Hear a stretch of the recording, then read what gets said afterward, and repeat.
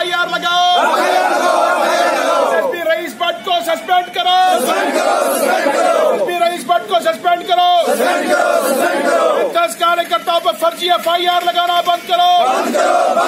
Anchors कार्यकर्ताओं पर फर्जी FIR लगाना बंद करो। पिछले एक वर्ष में पैंथर्स पार्टी के नेताओं के ऊपर एक साजिश के तहत लगातार FIRs लगाई जा रही है।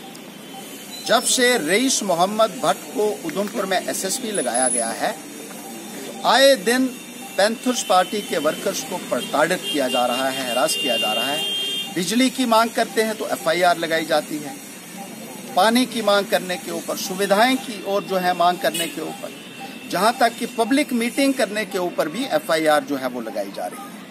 और पैंथर्स पार्टी के नेताओं के घर में पुलिस रात को घुस जाती है और कहती है कि हमें सूचना मिली थी कि आतंकी यहां छुपे हुए हैं।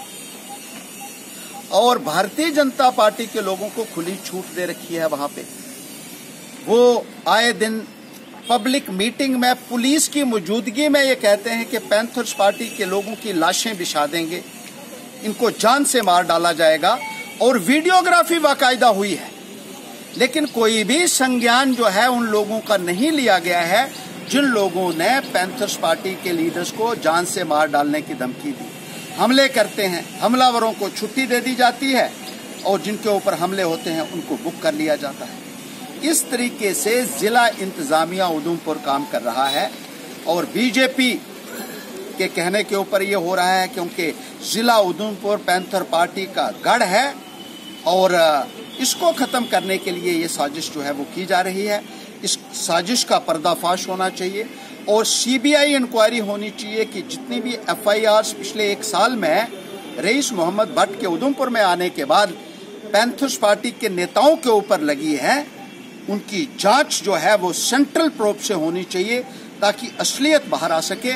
और जो सही मायने में दोषी हैं, अगर पैंथर्स पार्टी के लोग दोषी पाए जाते हैं तो सजा भुगतने के लिए तैयार हैं, लेकिन अगर जिला इंतजामिया उधमपुर इसमें जो है वो दोषी पाया जाता है तो उनके खिलाफ सख्त से सख्त कार्रवाई जो है वो